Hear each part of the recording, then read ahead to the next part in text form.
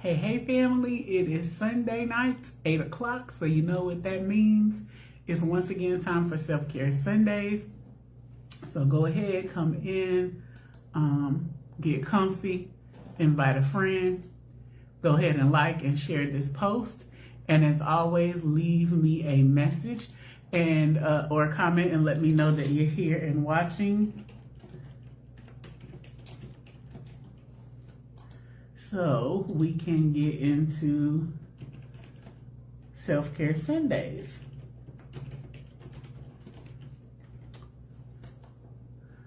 All right, so I just took a minute to share it on my other page. Announcements. Again, as always, don't forget to comment. Let me know that you're here and watching so I can put your name into the drawing for this month's prize pack or whatever month you're watching in.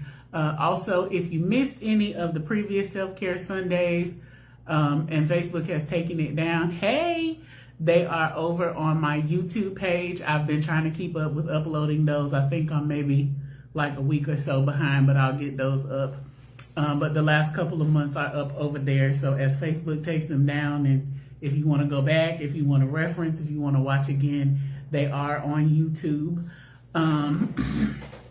I haven't quite figured out how to keep them live and keep them over here, but that's okay. I just didn't want them to get deleted into oblivion.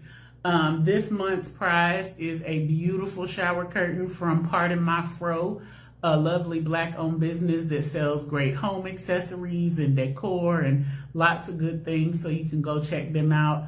But there is a picture of the shower curtain up in an earlier post, and I will be posting the winner for that sometime in the next couple of days, because I'll go back and check all the views and comments for this Self-Care Sundays to make sure I can enter those names. So make sure you're letting me know that you're here and watching, even if you're watching on the replay, because I can't always see who's watching. And I want to put your name in there because I like to give out prizes. I appreciate you guys coming to kick it with me on these Sundays and allowing me to share my heart and pour into you the things that God gives me to share. Other announcements. I just set the next date. If you missed Preventing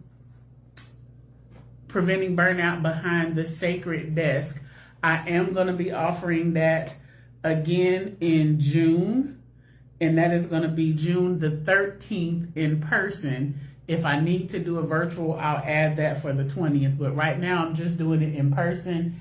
If folks want to do it virtually that aren't here in the area, y'all can reach out and let me know, and I'll add a virtual date and time.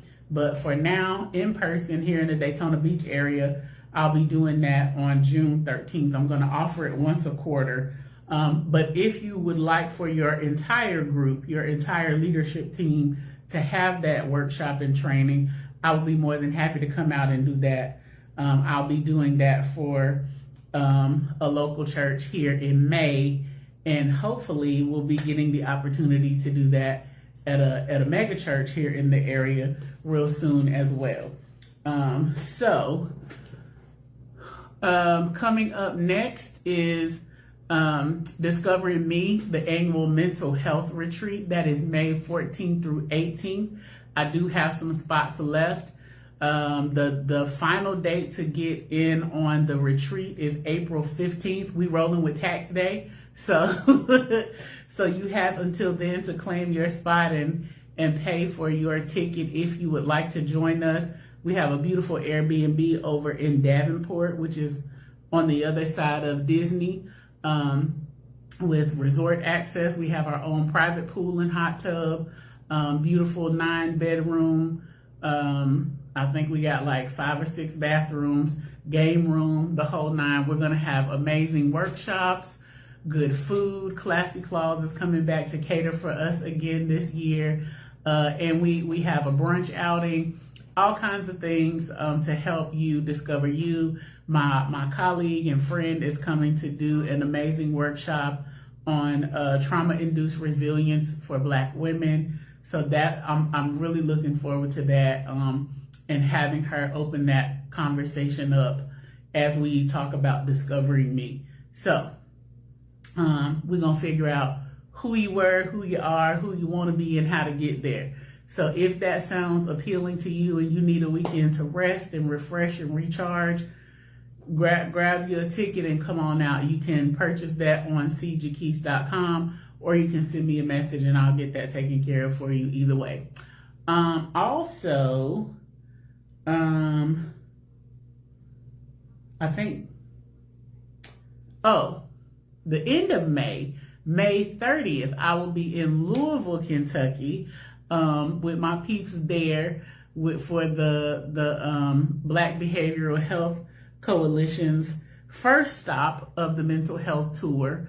Will be, and I forgot the name of the church again. I'm gonna have to get it and tell y'all because I have it in my notes. But I'll be posting flyers and all that stuff as we get closer. But if you're in the area, just go ahead and mark your calendar and plan to join us. That is a free community event. We're going to be talking about what is mental health. We're going to have breakout sessions for men, women, and children and teens. And then we're going to also walk you through the process of how to get help and have clinicians on site. So if you're looking, if you need help navigating that space, we're going to be there to help you do that as well. Now, I can't take clients in Kentucky, so I will be there with the vendor table selling books and t-shirts and all the good things. So you can still stop by my table and come support your girl if you are in the area. But I can't take clients. But we'll have some other amazing clinicians on site for folks to meet with and connect with. Also, if you would like a tour stop in your city or your area, we are booking dates, so you can contact me for that as well. And we will be tailoring that to each individual space that we enter into based on the needs of the community. So I'm excited about that. And then there will be some other things coming up later, but I'm slowing down just a little bit to kind of regroup and focus on the tour. And then we're going to offer some other things as well. Don't forget, Warfare Wednesdays. Leave me your prayer request. So that is my day set aside just to pray for you guys. You know, you can send me a prayer request anytime, but specifically on Wednesdays, I always put the post up that I want to pray for you guys. So leave me your prayer request. If you don't feel comfortable leaving it on the post, you can send me a message. You can inbox me if you have my number. You can text me if it's something private, or if you want me to pray with you directly on the phone, on video chat, whatever, I can do that too. So just know that I'm available, that day is set aside to pray for you guys, and to intercede on your behalf. So let me know, hey May, what I can be praying for, how I can touch and agree with you for those things that are on your heart and mind. Okay, so I think that's all the announcements, but I do want to share this other little tidbit with you as we get into tonight's topic. This is the last Sunday of the month. So as you know, and you may not know if you're new, the last Sunday of the month is always reserved for spiritual self-care.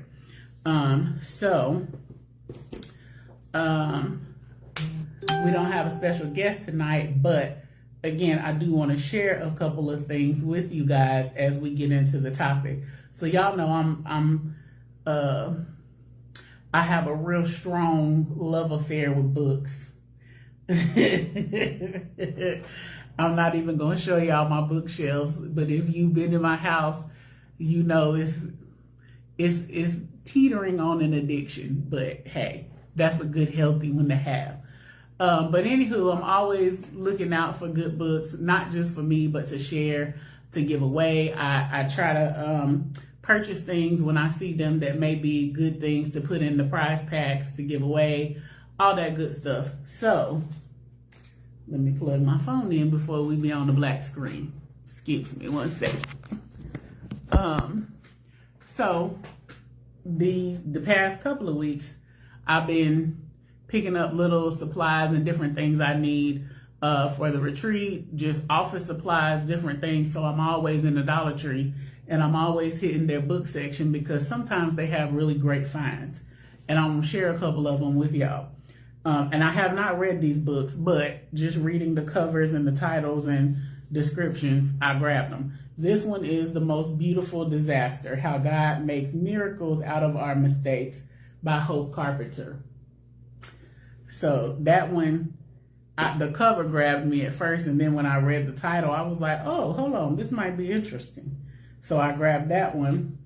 This one, Your Time to Thrive, End Burnout, Increase Well-Being, and Unlock Your Full Potential with the New Science of Micro Steps. And this one is by Marina Kikadale and the editors of Thrive Global. And these books are like expensive books if you buy them retail. This one's $28. This one is $26, and the other one I'm about to show you is $38. So to find these in the Dollar Tree for $1.50, good finds. Okay, this one is Narrative Healing, Awaken the Power of Your Story, and this one's by Lisa Weinert. So this one has lots of different things in it. It has interventions, it has body scans, storytelling, all kinds of good stuff in it. And then I got a couple other books too, but just wanted to share with you, don't neglect your Dollar Tree and discount stores, because Ollie's also has great books. They have a really good inspirational and spiritual section. If you need a Bible, you can get one there for an inexpensive price, a nice one. I've gifted several Bibles from Ollie's. They always have good devotionals, good journals. Their fiction section's pretty good too. They have a wide variety of books and good children's books. So Dollar Tree, Ollie's. If you happen to live in Kentucky, then you can go to my favorite store for books as well, Half Price Books, because they always have really great things for cheap. Especially if you have the patience to dig around in the clearance section. I've gotten many a good book from there for $1 or less.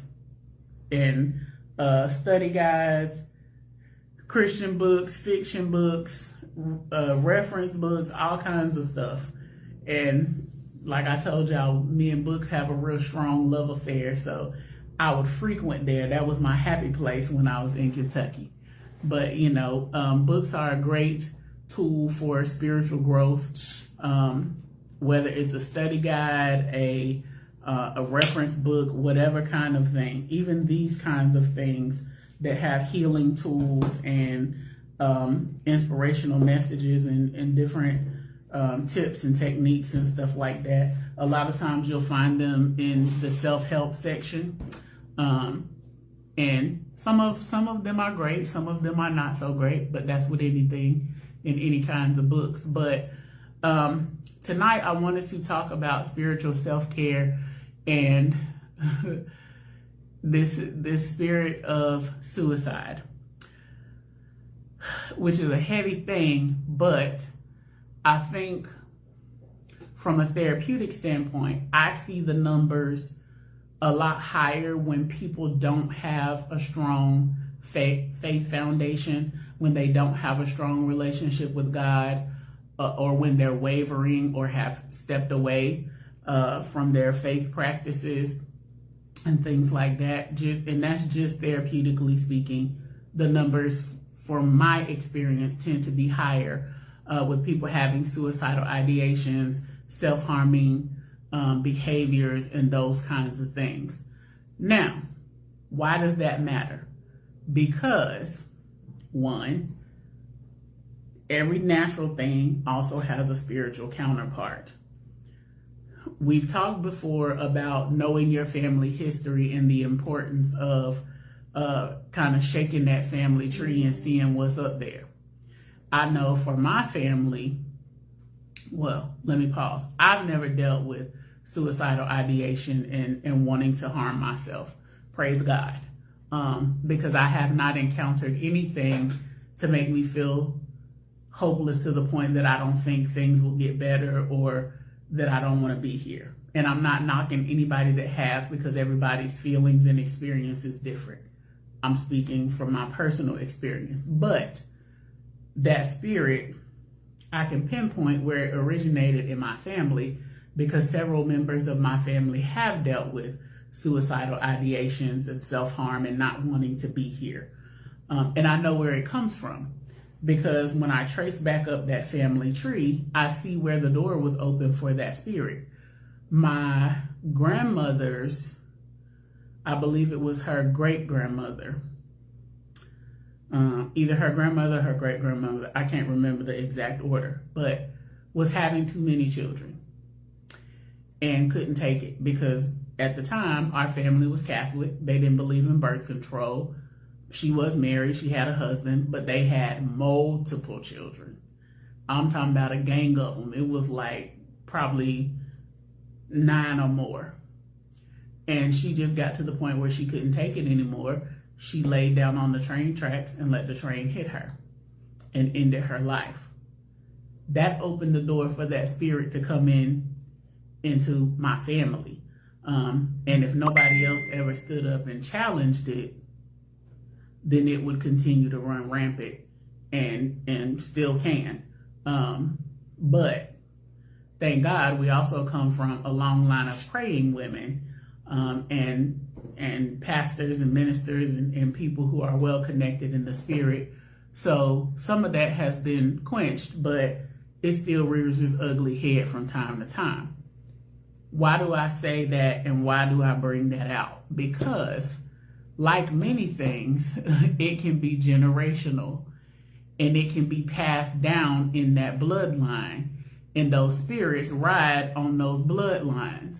And if many people in your ancestry have dealt with that spirit, you're a lot more likely to deal with it, to see it, to experience it as well. Some of the things that we know, we've intentionally prayed against, and took every effort spiritually to stop those spirits from continuing to pass down through the bloodline. Some things we don't know until they pop up, or until somebody has a conversation about family history and things that were happening and going on. But again, that's why it's important to know your family history, not just physically, but spiritually as well. Did you come from a long line of witches? Did you come from people who practice voodoo, hoodoo, black magic, Wicca, Santeria, any of those things? What were their beliefs? What were their practices? Because sometimes you can be bound up and tied up by some things that were not your own, that were done generations before you.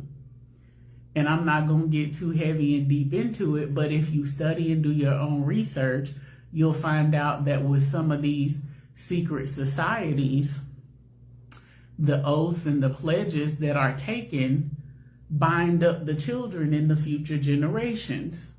So if you're a part of those organizations or aspire to be, do your research, dig, make sure it aligns with your faith and your spiritual practices and beliefs before you sign up, before you get involved, before you go take those oaths and cross the burning sands. Know what you're attaching yourself to. And I'm not knocking anybody that has, I'm just telling you, know for yourself. I've seen a lot of people get up in arms about people denouncing their affiliations with Greek letter organizations and why they did it publicly and this and that. Well, they take the oaths privately because it's a secret society. It's a brotherhood or sisterhood that not everybody's privy to. But when it comes to spiritual matters, you need to denounce those things publicly.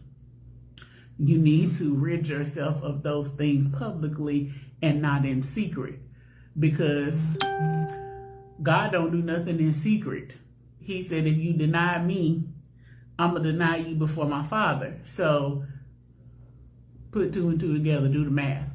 But anyway, like I said, I'm not going to get too deep into that. But it's important to know those things that come down generationally, because sometimes what you're dealing with or battling is not even yours. It rolled in on your bloodline because you got so-and-so's DNA and blood flowing through your bones. It could be because of oaths that they took, of vows that they made, or practices that they had. So it's important to know. Ask questions. If the elders in your family are still around, ask while you have the chance. All of mine are gone, but I did ask a lot of questions when they were here. Not as many as I should have, because when you're young, you don't think to ask about those kinds of things. And if you're not spiritually mature, you don't know to ask about those kinds of things. And I didn't come into the little tiny bit of spiritual maturity that I had until most of the elders were already gone. So I never got the chance to ask. But in doing some of the family tree research, I found out some things. I found out medical issues that were prevalent in my family, like how people passed away, whether it was sicknesses, diseases that are hereditary, different things. If it was accidents, whatever. I was telling, my uncle that my mother is the third woman in our family that has died from being run over. The first one was intentional. The second one was an accident, and hers was an accident. But I said it seems to skip a generation, and I bind that curse right now in the name of Jesus. I was like, it's not going to continue. Because I pay attention to patterns and things. It may not seem like anything to anybody else, but I pay attention to everything. I'm very observant. and the enemy is not beyond using anything. So, but knowing those things, knowing if someone else has dealt with suicide, suicidal ideation, self-harming behaviors. And if you don't know what that is, that's anything cutting, burning, stabbing, picking. And I don't mean picking like anxious, anxiety picking. I mean like intentionally picking your skin off to harm yourself, to get a sense of release or comfort. Because there's another disorder that is skin picking that comes from anxiety and sometimes trauma. So that's different than doing it for self-harming behaviors. But people who like beat their head up against the wall, any of those kinds of things, that all of that stuff can be passed down generationally. And I wanted to talk about this because one of my colleagues and friends had an incident this week. And I was literally just with her maybe 2 weeks ago, and she seemed like she was doing really well, that things were going good for her. She was in a happy place. Never would have known that she was struggling the way that she was. And when she called me, she told me, she said, I have to go put my mask on and show up for my clients. And I said, no, ma'am, you don't. I said, right now, you're the most important thing. You're the most important person. You can't go show up for them in this condition. And I said, you need to cancel the rest of your appointments for the day and let your employer know that you're in a low place right now and that you need to go to the hospital. And she did, which I'm thankful for, but she had an incident even in the hospital under their care where she self-harmed. She got hurt, physically hurt because of negligence at the hospital, but they also failed in some ways and gave her some things that allowed her to self-harm while she was there under their care. And when I talked to her that day, she was like, I told her, I said, I don't know what has changed or what has happened since I last saw you. I said, but know that this too will pass, that things will change. Things will get better. I said, right now, it may not seem that way. I said, but the only thing that's guaranteed is change. And whatever's happening in this moment that makes you feel like this is your only choice will change too. And I told her, I said, you're doing amazing work. You have so many good things in store and going for yourself. You've progressed so much as a clinician, and so many people have been impacted by the work that you've done and your place in their life. And she was like, I don't believe that. I don't think I have good things. I don't think anything's going to change. I'm planning on slitting my wrist later. So what do you do when you get one of those phone calls? What do you do when a person that you care about tells you these things? Well, for me, one, I'm of course going to ask the questions. Do you have a plan? Do you have intent? She told me I didn't have to ask.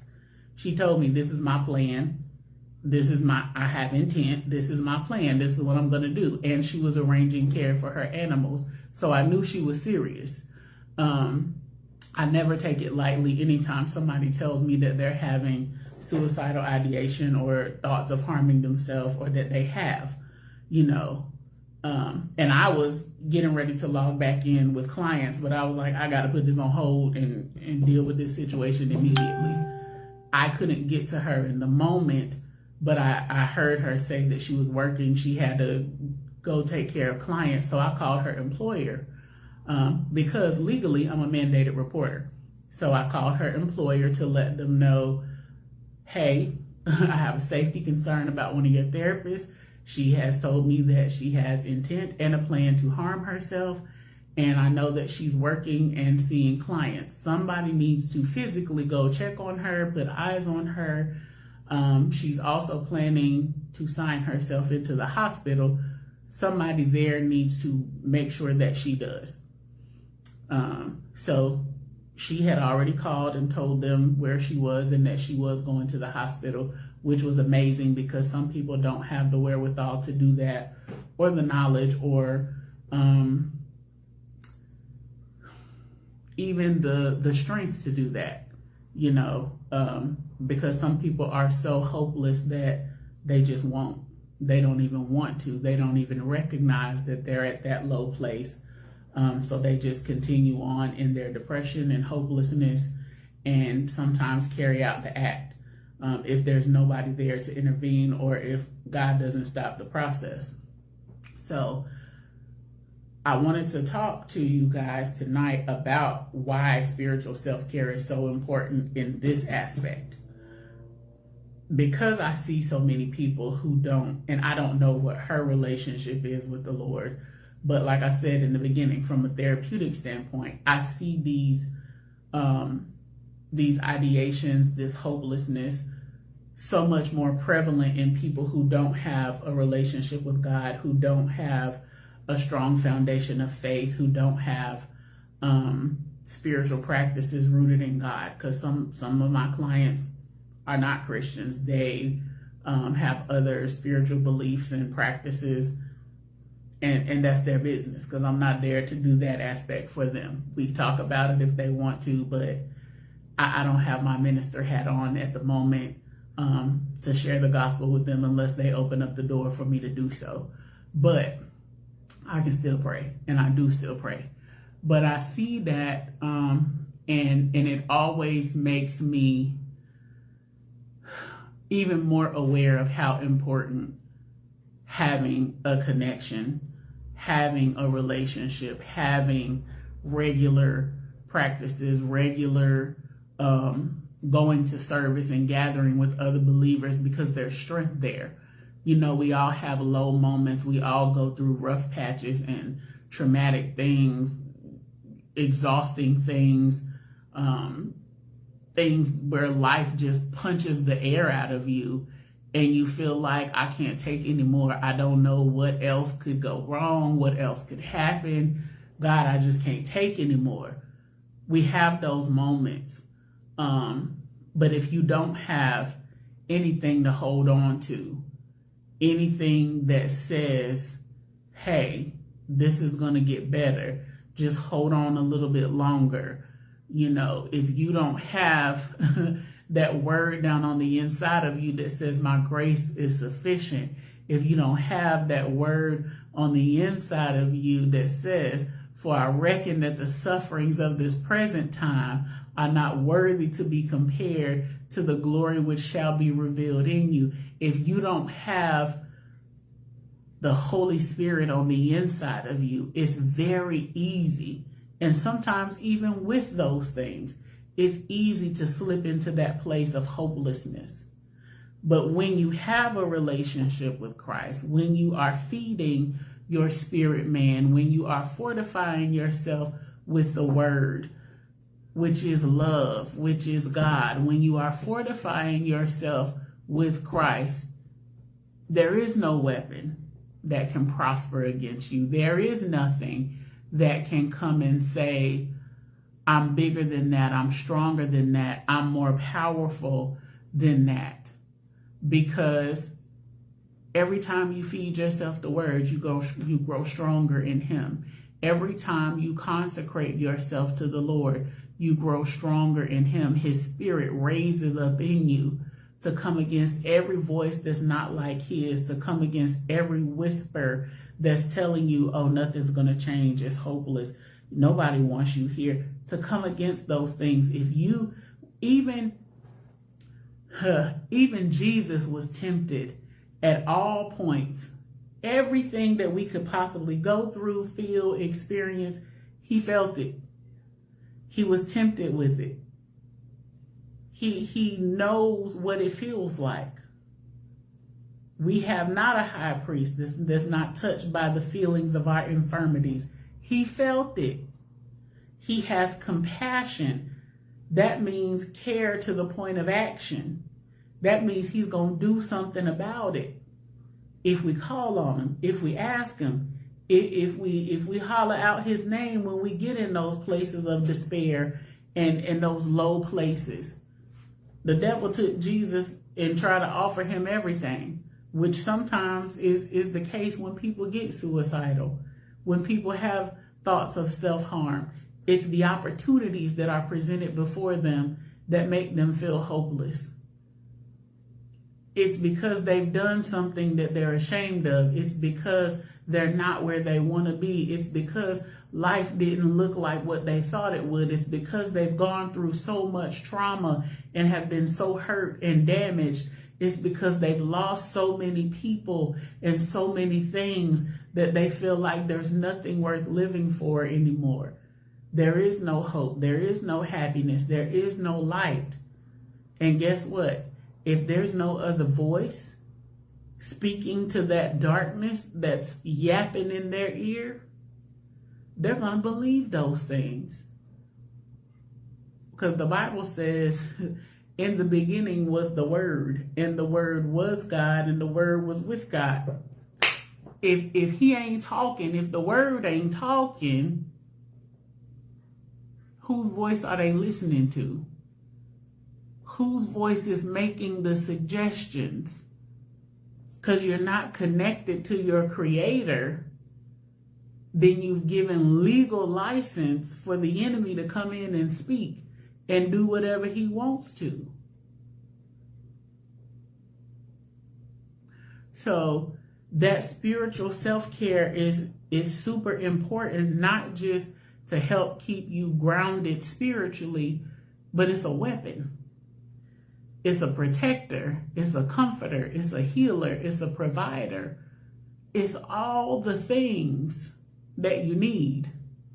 It's hope, it's inspiration, it's encouragement, it's strength, it's peace, it's joy, it's power, it's all of those things. But if we don't have it, and if we're not actively feeding it, because what you feed is what grows. If all you ever feed is your flesh, that's what's going to grow. If all you feed is the darkness and the iniquity that's in you, that's what's going to grow. But when you crucify that flesh, when you feed your spirit man, when you get in your word, when you take time to pray, when you take time to meditate and sit in the stillness and the quiet and hear from God, and connect with our Creator, that's when he becomes Abba. That's when he becomes Alpha and Omega.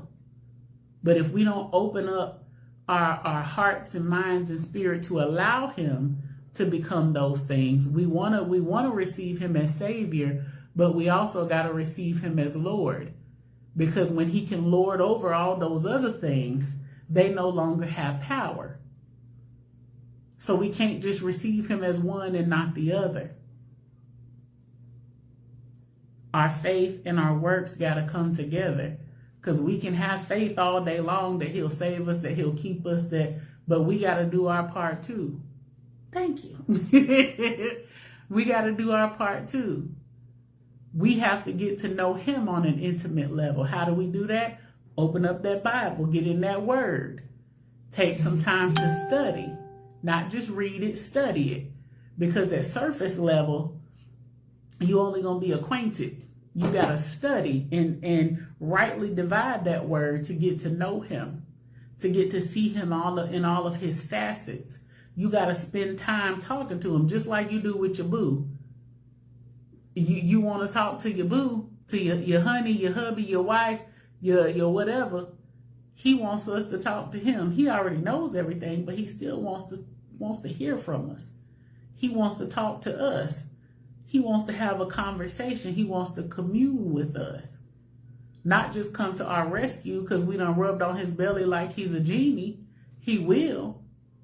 But that's not the relationship that he desires to have with us. And that's not the relationship that we need with him.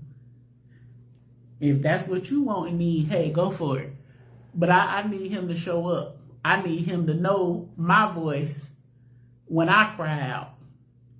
I need him to know, hey, it's your daughter, it's your child.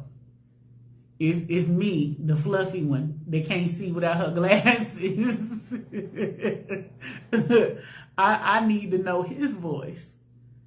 He's my shepherd. He's my father. He's everything. But the Bible also says the sheep know his voice and hearken not unto another. In order to know his voice, that means what? You got to talk to him.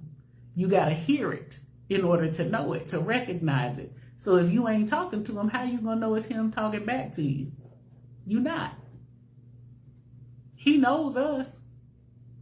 He knows the number of hairs on our head. He bottles up our tears when we cry. But he wants to know us so that when we get there, he don't say, I never knew you. Depart from me, you worker of iniquity. Because he wants relationship. Not just he knows his creation. So make sure that in your self-care that you are spending some time with the Lord, that you are in your word, that you are, listen, if you don't understand King James, get you a simplified version of the Bible. Get you an audio version the one where the celebrities read it is great because you get character voices and all that. And some people need it that way so it comes alive to them. I put myself in the Bible. I'll be like, Now listen, Peter, now how you gonna get out the boat hollering about, if it's you, Jesus, tell me to come, and you already out walking on the water. I put myself in the story so it's relatable, so I can understand and apply it and see how it relates to me.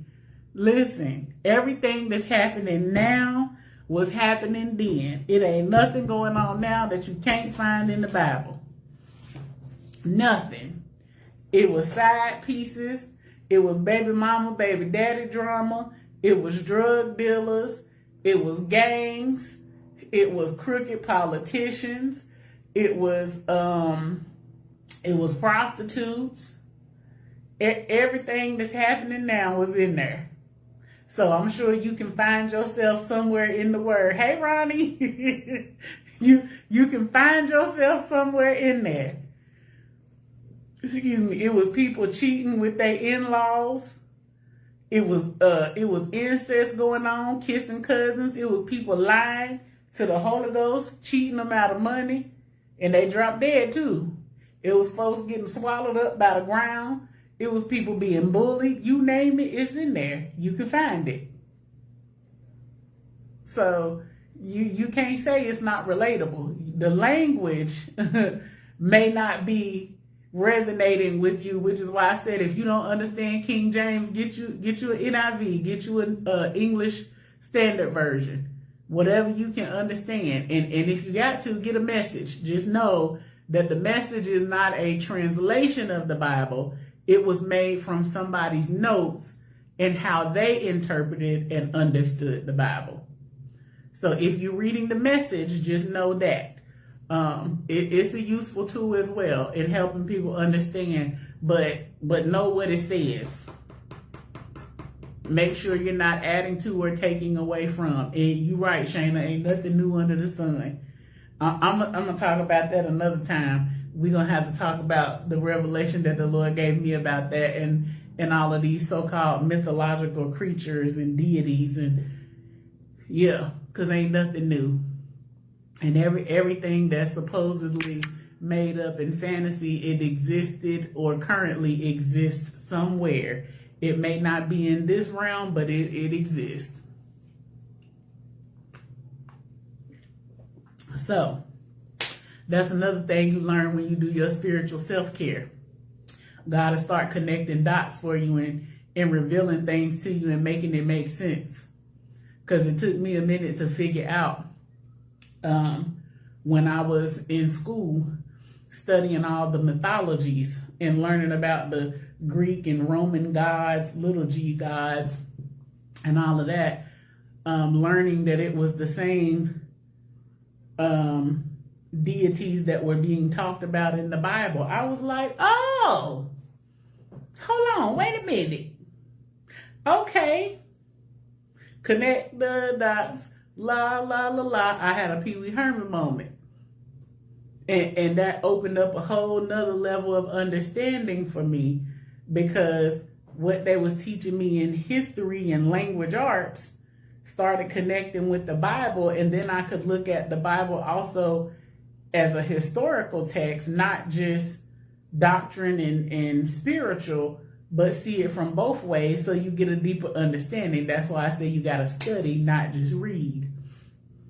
But anywho, yes, he did. Ronnie, you want to come on live and give your testimony? Because I will add you. If you don't want to do it tonight, you can do it another night. But you're welcome to do so.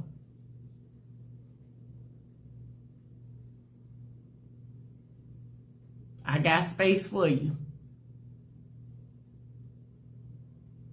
He is absolutely good.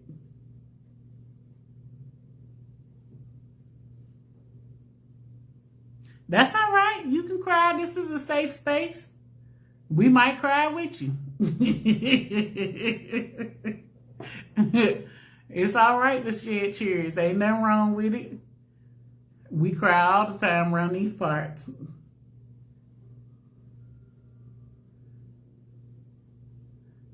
Well, you let me know when you ready. I'll add you. Hold on.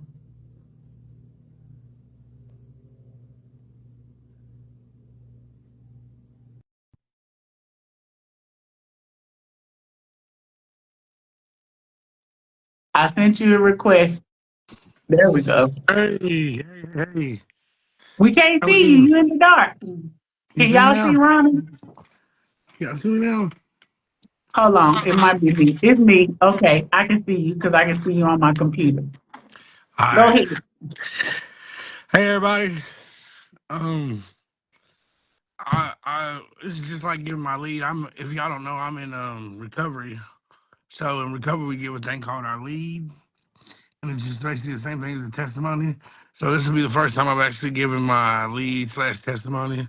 So y'all bear with me. There's gonna be some crying. Fortunately, he's just working with me, man. And first off, I just want to say thank you. It's better as one day in his courts than 1,000 elsewhere. Um, I just want to thank my cousin for giving me this opportunity. Um, I've been running a long, long time, so I'm gonna try to mince it into one little story. Man, I always had a good childhood, man. My mom was a loving mom. I mean, you probably couldn't find one of the more loving moms around, man. She grew us up in the spirit. She grew us up in the church, and she used to. I know she went a while trying to find a church home. So we've been to a lot of churches, and she didn't care which church we're going to, but we're going to some church. And I know I used to fight her about it, but now if I only knew how much. Uh, and how important that was for us to be grounded and rooted, so I can find my way back home today. Um, but yeah, man, a single mom. My dad in and out of prison for about 30 years. Um, and not to take anything away from him, as I get down the story, uh he knows the word too, and he's very informed on the word. He knows what he needs to do in his life, and he can still be a critical piece to my life. So I'm not gonna sit here and bash it. My mom was a single mom. Uh, all we really had was, well, my cousin, my my auntie, my grandma. That's the group. There was that's who took care of us, and um, we're I guess the youngest boy. It's only Shasha and then the young boys, me and my brother. So um, grew up in a place called Corner Valley.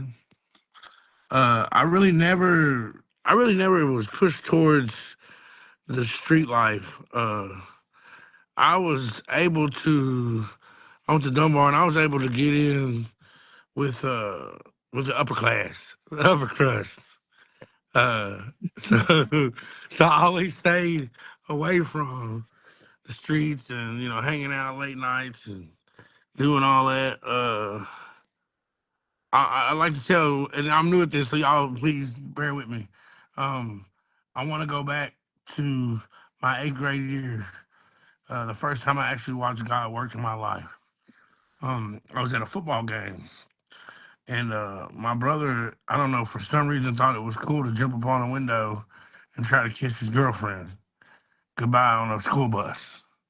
And he slips from the school bus and falls on his head, and the bus hits his head. The bus runs over, whatnot, and they take him to the hospital. Well, Shasha's in them. I think Shasha comes and gets me. And they tell me that we gotta go. We gotta hurry up and get to the hospital. We gotta hurry up and get to the hospital. So I take my football stuff off when I get there, and I remember everybody just crying. And I remember walking past the room and seeing my brother laying there, and of course head swollen, and he's unconscious. And I remember a doctor coming out, a surgeon saying, "Hey, uh, in about 5 minutes, the swelling doesn't go down. We're gonna have to cut his head open so we can release some of this pressure fluid." Well, one of my uncles walks through. My uncle Wayne walks through, and he's like, "Hey, can I get a few minutes with my nephew before you guys do this?" So the surgeons let him in there back there, and he begins to pray. He prays nonstop, just without pause. He just prays and prays and prays, and he comes back out. Don't say nothing. Well, about 2 minutes after that, the surgeon comes in and he says, "Well, something's happened. We don't have to do any. We don't have to cut his head open. The swelling's gone down." I was young, and I didn't know. I didn't know a lot of stuff yet, as far as how the spirit moved. But I felt it, and I knew right then and there that the God I served was the God who saved my brother right then and there that day. And no head trauma, no repercussions to the accident. You can't tell me God ain't real. When the scientists say, and the doctors say there's no other way, and God makes a way, He is a way maker. Um, Fast forward to high school. Um, I'm not too my own horn, but I happen to be one of the coolest kids. I happen to be one of the coolest kids in town. Everybody knows Ronyell. I'm at every party, every event, every uh, and I have a big following. Well, I knew then in high school that my purpose was to do something with God, but the devil is cunning, baffling, and powerful, and he tricked me into believing, hey, you got plenty of time. Right now is your time to party. Right now is your time to get it in and live for the world, live for me. So man, I got introduced to drugs.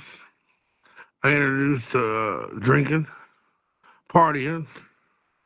If you would have caught me at 16, I would have told you, I would have I would cast the spirit out of you for telling me to smoke a cigarette or drink some alcohol.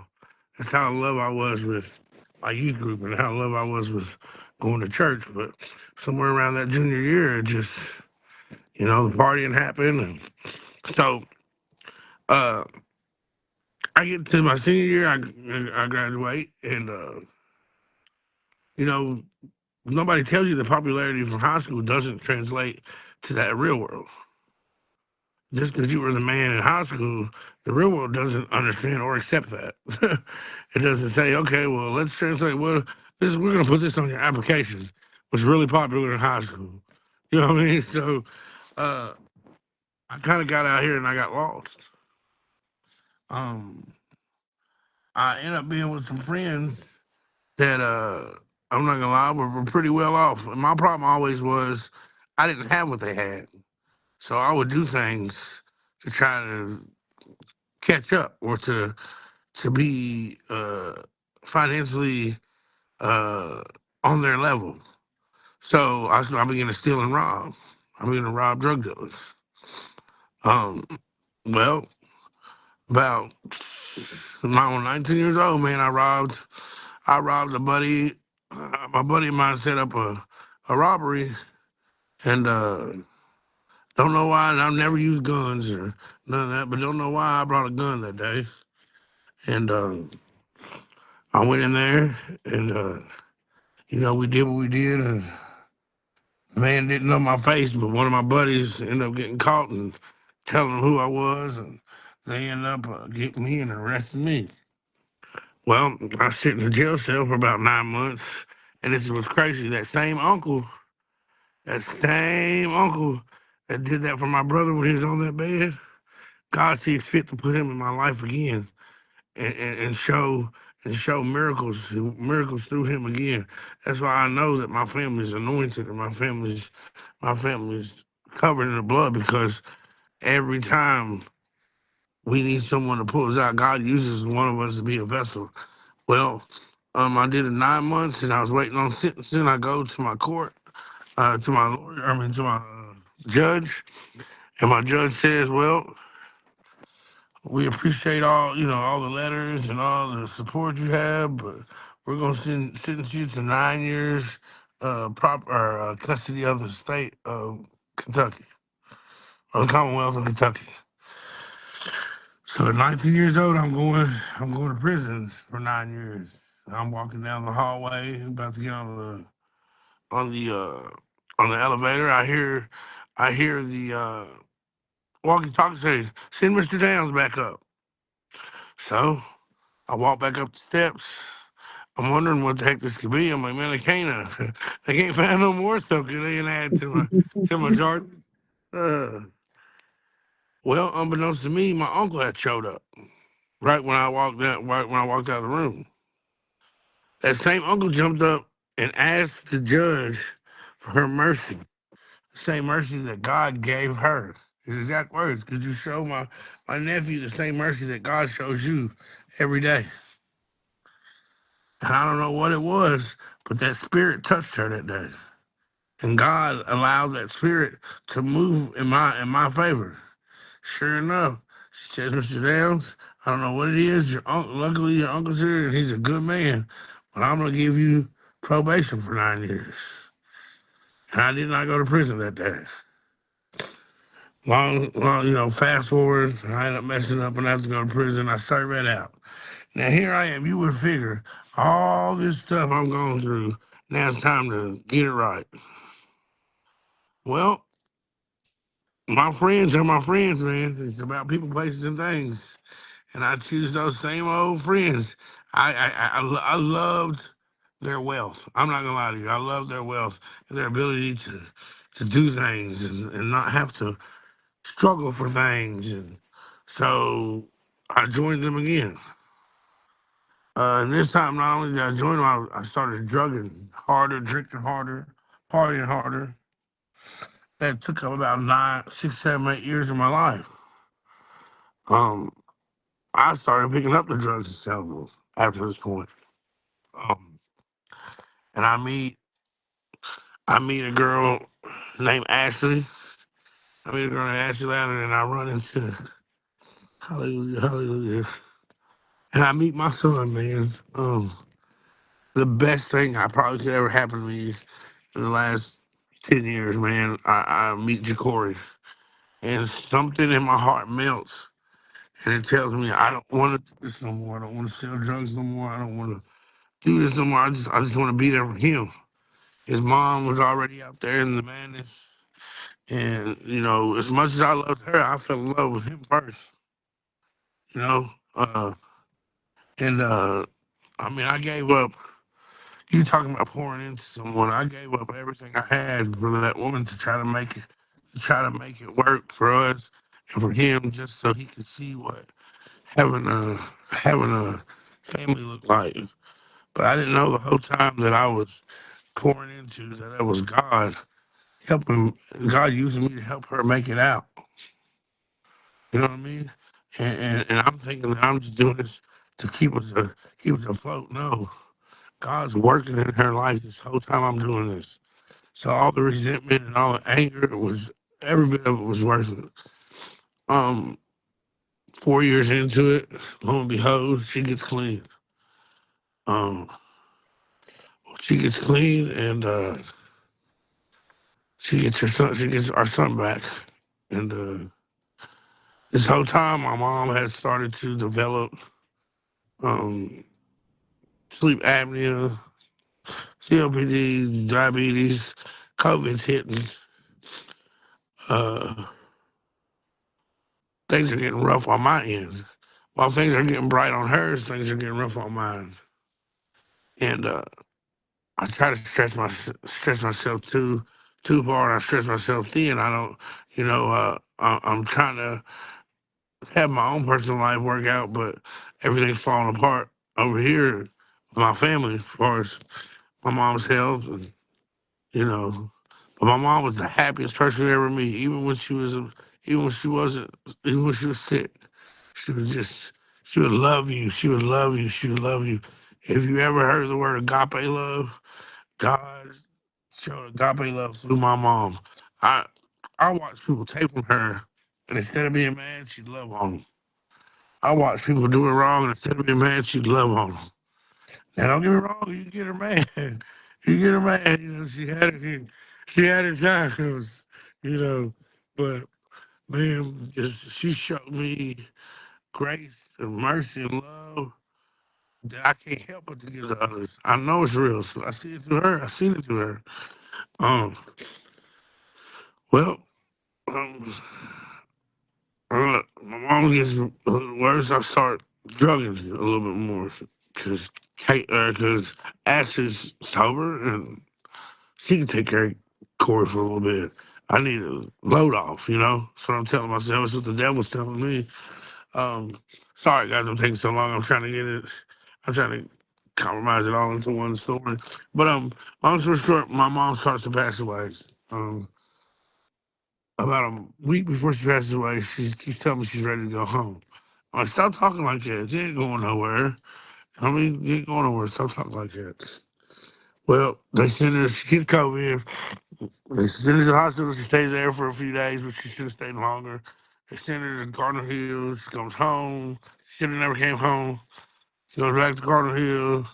They start exercising her and stuff that just didn't make sense. Uh, well, they give me a call and they say, you need to come see your mom. It's getting serious. I get to the hospital. And when I get to the hospital, I see everybody and my body just stops. And I fall down on the ground and I said, I cannot see her like this. I cannot, I won't go in there. I won't go in there, which I regret till this day. And it haunts me. Not gonna see my mom before she passed. I ran away. Um, from that point on, I went on a 2 year drug binge. When I say drug binge, I kid you not, I couldn't tell you Monday to Friday. I just let the devil use me, just let the devil have me. I cursed Jesus, I cursed God, I didn't care any of it. They could have took me to the lake of fire, hell, whatever they want to take me, and brought me back and dipped me back in it again. because I lost my mom. Um, just my rock and my everything. Uh, so I isolate myself from my family. I isolate myself from anyone else who really cares. Uh, then lo and behold, I lose my auntie. You know what I mean? And I feel like God left my auntie there so she could at least watch the boys, so she could watch us. Because mama's gone, and that's what mama used to do. Aunt Mary's probably the only capable one left. Besides Josh, she's in Florida. So, um, we, we lose. We lose her. We lose her, and I just said, oh, yeah, God's got it out for me. He doesn't love me. He can't love me. I must somehow deserve this. Not to mention, 8 months before, he takes my brother's eyesight. Well, he allows my brother's eyesight to leave. So I'm just swirling in pain, and and I don't know how to manifest it. Only thing I know how to do is use drugs, drugs. Get numb, get numb, get numb. Heck, my drug is my best friend. He would have took me to church if I asked him to, as long as I bought it back from him. You know what I mean? So those two things happen, and I'm out here in this world feeling like I'm alone. And I meet my current lady friend, my girlfriend now, Casey, and things couldn't have been any better. She's the bright light. She's the heart, just like my mom. She's, you know what I mean? She's so positive. Well, one night I'm sitting on the back porch, and she's like, "You need to finally forgive yourself and talk to your mom. God knows that you love her, and He knows that you love Him. And your mom's here right now. Just talk to her." And I said, "Stop telling me that. Stop telling me that she's not here. She's not here." And she said, "Yes, she is. I see her. She's right there." And she starts describing my mama. And my mom still got her little nightgown on. She always liked to wear a nightgown. She take her nightgown off and put some on. She always had a nightgown on. But so I look and I'm like, "What?" And I see my mom's not out there. And I say that, and I keep in mind this is midsummer. There's no wind breeze. There's no wind blowing nothing. The whole gazebo curtain flies up. Okay. So I look, and I was like, "Man, that ain't my mom over there." Flies up again. They do it about two, three more times. Finally, I go out there and look, and there she is standing right there in that yard. And I'm telling you right now, if God didn't get my attention that day, I don't know what did. I I know, guys, that sometimes it seems like we can't take no more, but God said He will not take us in walk us through. Put us in any storm He wouldn't walk us through. He's the same God that left the 99 to find the one. He's the same God that said He would cross the river across the ocean just so I wouldn't drown. I'm telling you right now, He's a God of promises, and He ain't never lied. Why would He start now? Why would He start with me? Why would He start with you? But so yeah, me and Casey are doing great. I introduced drugs into her life, which now she's doing too. Um, we get caught on a criminal case, and I'm still finding that out now. Which God is doing His thing, and He's blessing me left and right, man. This criminal case is almost over. I'm thinking it's got free from it, but So because that, and I still got my resentments or whatnot. And long story short, I about 2 months, 2.5 months ago, I entered a rehab program, and I took the rehab program just to make it look good to the courts. It wasn't required or anything, but I took it to look good at the court or with the courts. And what I thought was just me going through the motions. Sure, it didn't turn out the way I thought. Um, God says, in the secret, in the quiet places, He'll be there. And He sat me down and He said, "Listen, I've been running after you in Nike shoes." You know what I mean? Like, I tell you, like, and he's like, "Man, ain't your feet tired?" And I can you see it in my eyes how weary I was, how desperate I was just to rest in a safe place, in a place with no judgment. You know, uh, God opened His arms to me, and I took it. And right then and there, 2 months and 2 months and 22 days ago, I surrendered my life to God. I surrendered it. I gave Him everything I had. I told Him whatever it is that He needed me to do, I would do it. I don't want to go back to the drugs. I don't want to go back to that lifestyle. I don't want to go back to any of that.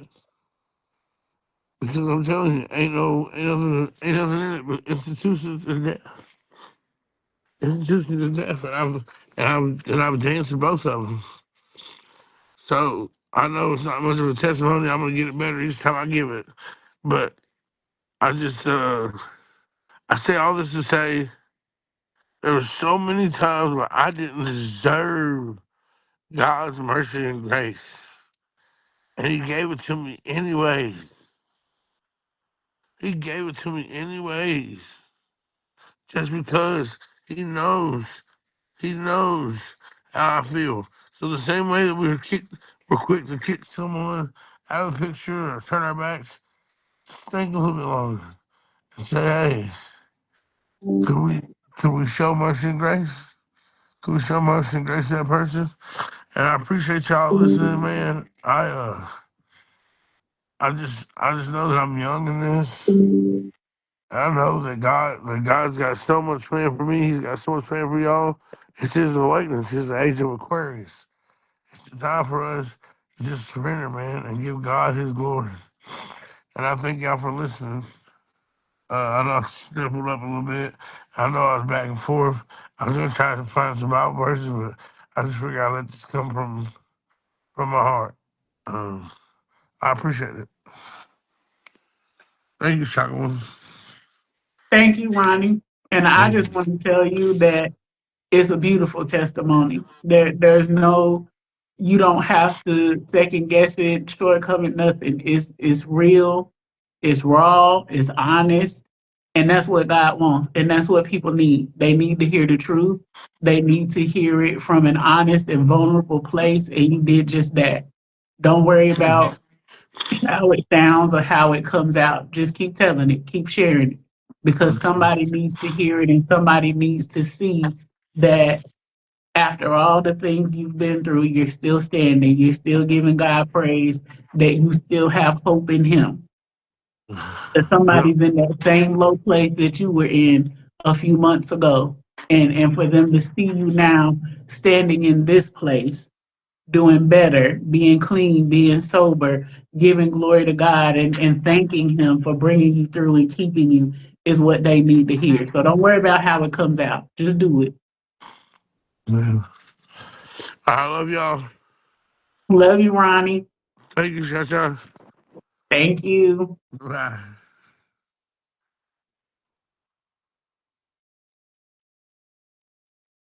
So, for those of you who don't know, that's my cousin Ronyell. And as he said in the beginning of his testimony, me and him and his brother, we grew up basically like siblings. We was always together from the time they was born. They was my first babies. Um, him and his brother, I used to help my Aunt Curl take care of them and feed them, give them baths, everything. So like they're my cousin, brother, babies, all in one. You know, we grew up together, but I watched them grow up. I watched them become men and go through all of the things that life has taken them through, and prayed for them over them many, many years with their mama, with our granny, when they were asleep, oiling their feet down, putting oil in their shoes, praying over them and covering them. So anytime I have the opportunity to share my platform, to let somebody share their testimony and tell what God has done for them, I definitely will. I don't mind. But um, to know the many, many prayers that we have prayed for Ronyell, for him to come home and to walk into his purpose and to leave that life alone, and to see him now counting his days and celebrating his days of sobriety does my heart good. So listen, like I told y'all last time, I might cry a little bit when I go in my room, but but it truly, truly does my heart well, and excites me to know that now you're ready, that you done took your track shoes off, and God can use you now to go back to those places where you once were, and to win those people that you have such a great sphere of influence on. Because whether or not you even recognized it then, you've always been a leader. You've always been able to um, be the life of the party. You know, it's just a different party now. You still bring that life, that energy, just for a different team now. You know, so you can take that same vibrancy and life and love and share the love of Christ and help win somebody, help deliver somebody else. So that's exciting to me. It's always exciting to me, but especially to see you be in that space and to be stepping into purpose. So I'm proud of you. You know, I'm always here for you whenever you need me. You can call me, text me, whatever. Um, and it's never a place of judgment. You always safe here. So I love you. But anywho, I think that's enough tonight, because ain't no more that needs to be said. You know, we started out talking about things that get passed down generationally, and being in dark and hopeless places, and being connected to God so you can come out. And we got a prime example um, that just came and gave us life lesson 101. What happened when he surrendered? What happened when he reconnected to the creator, and how God is turning his life around and changing things for the better. So if that don't convince you to take care of your spiritual self-care, I don't know what will. I done did all I can do. But we're gonna let God do the rest. So I hope you guys have an amazing, amazing week, that you make time for self-care on all the levels, to take good care of your whole self, mind, body, spirit, soul, emotions, everything. Um, but you know, you gotta go back and watch the replay, Linda. It was good. So you can get all the things. But thank you for popping on. I appreciate you, and you being supportive all the time.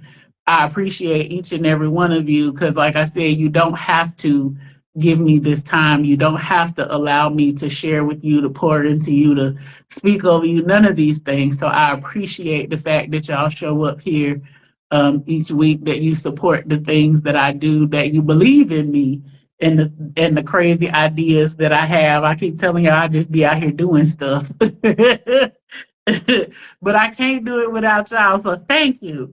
Um, but yeah, make sure you make time for self-care this week, that you pour into yourself, that you refill your cup and take some time to recharge, slow down a little bit, sit in that quietness and spend some time with God, spend some time in your word and worship, whatever you need to do to recharge those spiritual batteries, because we in warfare right now.